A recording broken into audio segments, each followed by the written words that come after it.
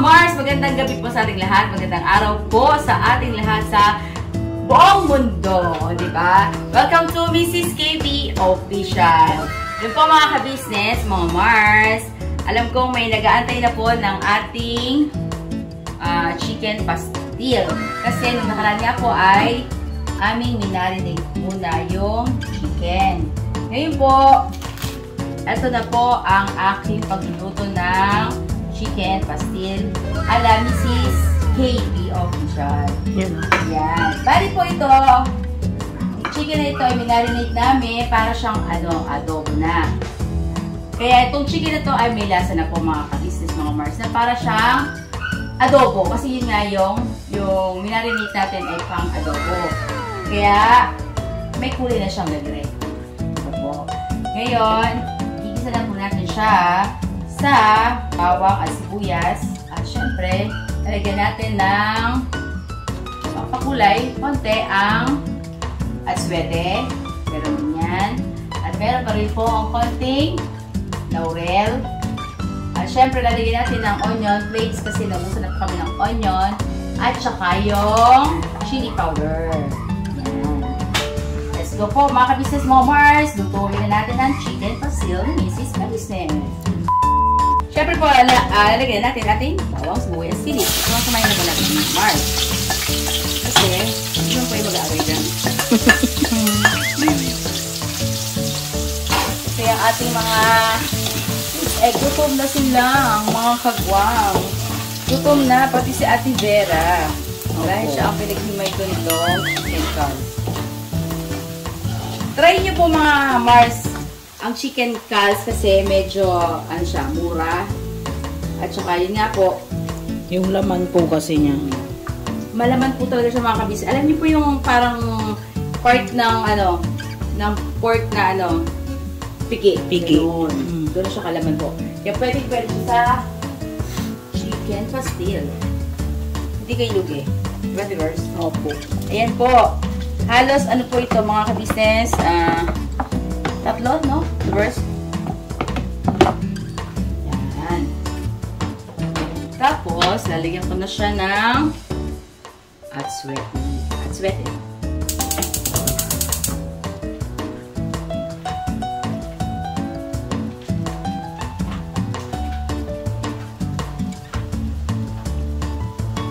Para meron po siyang medyo yung mantika niya ay kulay. Akala mo ay May red siya.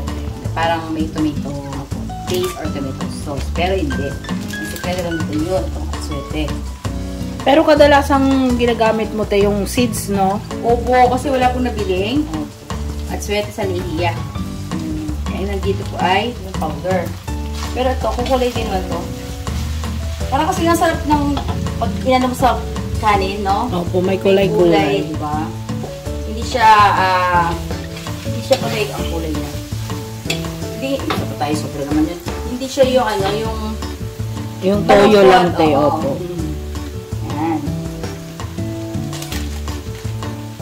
Tapos, nalagyan na rin natin ng onion flakes. Kasi, nagusa po kami ng onion. Thank you po kay Tita V. Napakalaking bagay po ng inyong pinadalan chopped onion. O, diba? Yung isa pong ganun na ubos na namin, Tita B. Ubos na. Kasi, mahal kasi ang onion, diba, Tibera? No? Opo. Kaya pag nagigisa po kami, yan na po yung nilalagay namin. Malaking ding menus. Opo. Tapos, ito rin po mga Mars, nilalagay ko siya, mag-scramble tayo ng egg. Yun yung ilagay mo doon, halo man sa scrambled egg. Ang sarap. Lasang-lasa yung sibuyas po. Thank you po, Tita V. Sa inyong pagmamahal sa business family. At ito po, meron din siyang pinadalang chili powder.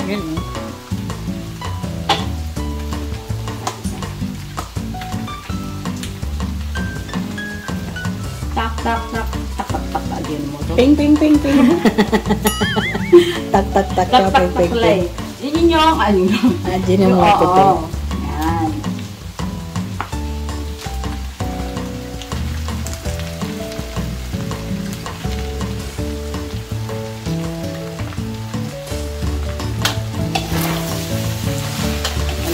natin, mamahal.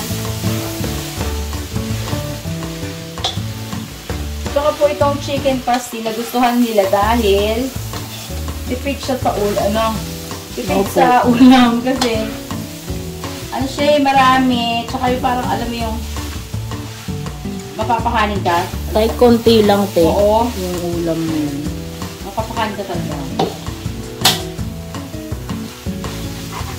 Okay, saan ba lang wala ang chicken pasty? Sa mga Muslim po ata, hindi ako nagkakamali. Ayun, sa mga Muslim pala. Shout out po sa mga Muslim dahil meron kami natutunang panibagong putahe. Diba? Kasi po, mga Muslim nga po sila kumakain ng pork. Ito ang kanilang pinaka-pork. At saka yung nag-viral din yung chicken. Yan. With rice, no? Oo, te. Chicken pastil with rice na nakapal sa dahon ng saging. Opo. Yung dati 10 pesos lang, ngayon 15 na ata ngayon, te. Yung pinaka. Oo, kasi mahal na talaga ang chicken. Ay, buti na-discover ko itong chicken na, diba? Ito po ay chicken bouillon powder. Galing pa rin kay, syempre, kay Tita B pa rin. Tita B, thank you very, very much po, Tita B. Nor chicken bouillon. Lalagyan natin ng, siguro tama na yung sa kutsara muna. Ay, isang lahat eh. Baka umalat eh. Yan. Saka maganda po to, te, no? Kasi pagka kunwari umaalis sila Papa Dins, wala sa oras yung uwi nila. Papainit lang ni Papa Dins to eh. Yan. Galing sa rep para kung kakain man sila, te. Malaking bagay po ito mga ka-business, mga Marsa. Mga kids. Kasi gusto nila ito ganit ang ulam. Ito po yung chicken broth na pinagpakuluan natin kanina. May lasa na po kasi yun. Okay. Kaya ayaw na rin. Yan. Okay?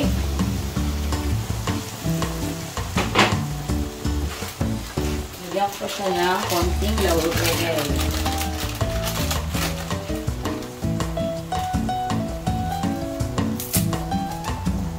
Ay, thank you po pala dun sa mga nagkaroon ng, ano ba yun? Nagsabi sa comment section na yung, ano ba yun, yung kare-kare. Ngayon lang daw sila nakakita ng kare-kare na may gata. Yun. Try niyo po mga ka-business. Parehas po kami. Hindi po ako mapapahiya sa inyo mga ka-business. Talagang, ano mo sabi mo, Tidors? Ano, te, bukod sa masarap, ang bango, malinamnam. Yun. Opo, mga ka-business. Alam niyo po yung mga ka-business, yung, di ba, nag-chicken curry tayo? Opo. Halos ganun yung ano niya, yung kanyang sauce. Opo. Ang ano doon po ay peanut. Opo. Sa chicken curry yung curry powder. Yes po. Pero talagang ano po siya, manamis-namis kasi yung kanyang ano, diba? Lalo yung curry-curry po yung iniinit nyo, yung pangatlong init. Habang tumatagal, lalong sumasarap. Oy!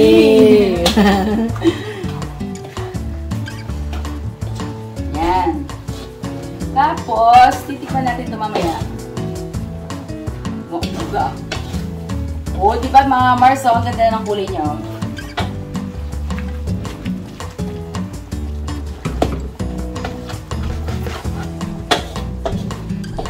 Sa susunod po, ang lulutuin ko ay kasi naalala ko di ba nag-vlog si Kuya Bong kahapon? Opo. Naalala ko yung vlog Kuya Bong kahapon. Ngayon, magluluto ako ng bobis. Favorite niya. Parang matagal na niya yung nire-request din sa akin, te. Bobis? Opo, kaso wala akong nachatsambahan na baga. Kasi sabi sa palengke, kailangan orderin. Kasi ayun ang mabili. Opo. Sa umaga pa lang. Minsan kasi di ba pag pupunta tayo, medyo tanghali na. So wala na daw po. Siguro, te, sa binigyan natin suki ay magpa-reserve ka na. Opo, in-order na lang daw po. Ay! May bisita po kami. At teka, kukuha ko ng wala tayong te, no? Bagay rin naman siya ng chicken. Opo. Ngayon, init po. Matamis na sarap. Di po kasi kami makapagbukas ng electric pan ni ate kasi mabibingi po kasi kayo. Yung sa hangin po. Minsan kasi may nagsabi sa vlog ko na ba't daw di ako magbukas ng electric pan nito. Sabi, yun yung pinapaliwanag ko din. Maingay po mga kamars kapag may electric po. Kailan yung kanyang Hangin. hangin. Nag-aalis sa ano po ng ating kagala. Ngayon po mga Mars, lalagyan ko po siya ng ano to?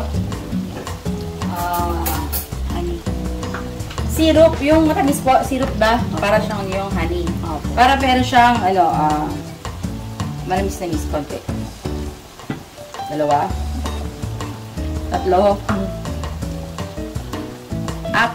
Kasi po ay pwede rin po yung oyster sauce. Opo. Naubusan po ako ng oyster sauce. Kaya ito yun.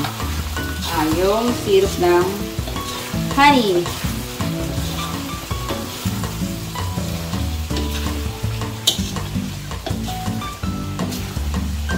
Ay, ano pala. Napanood ko rin to sa ano eh. Sa ano, Team Canlas TV. Opo. Nag-good sila na ganito.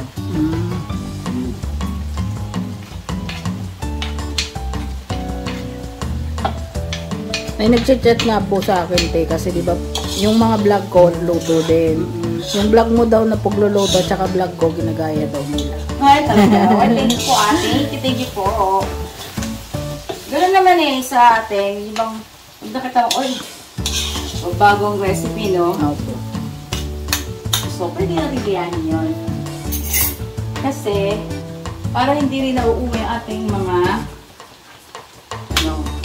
family, na yun na naman uli ang ulam. Ulam. Wala naman! Puro na lang adobo! Pero ang sarap ng adobo po ang mga business. Ayan. Malapit na natin itong mga ka-business, Nag-ano na siya, nagmamantiga na siya mga ka-business. Ito ay pwede rin ilalagay sa garapon. Opo. May nabili po kami sa online. Gina jar po nila. Magkano yung diverse? Nakabili ka ba na? Si Ate Junjun po. At saka yung sa inyo. 150 ba or 100? Basta 100 plus yun. 150 plus po ata yun. Okay. Bali 160 may get pati shipping fee yun eh. Si Ate Junjun dati. Si Junjun po hindi kumakain ng ano eh. Ano yung kanina ulo natin? Yung ano te, tinapa.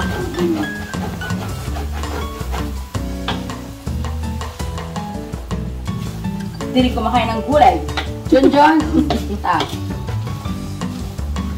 Pili. Ayan. Tapos lagyan natin ng konting asin. Asin lang para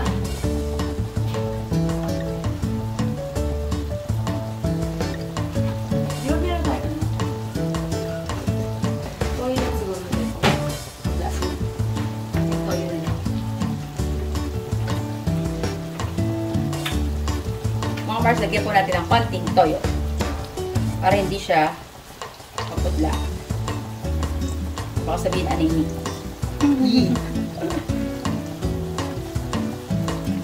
Yan.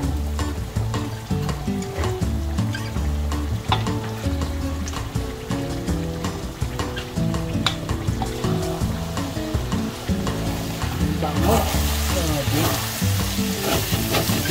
At sa mga nagtatanong po pala mga Mars, ay ano daw yung ginagawa ko, ano daw kinakain ko daw. Ba't daw ako biglang pumayat? Hindi na po ako talaga mga ka-business nag-rice po. Ito pong pasil na to, pinapapa ko lang po ito mga ka-business. Mga Mars, try nyo po.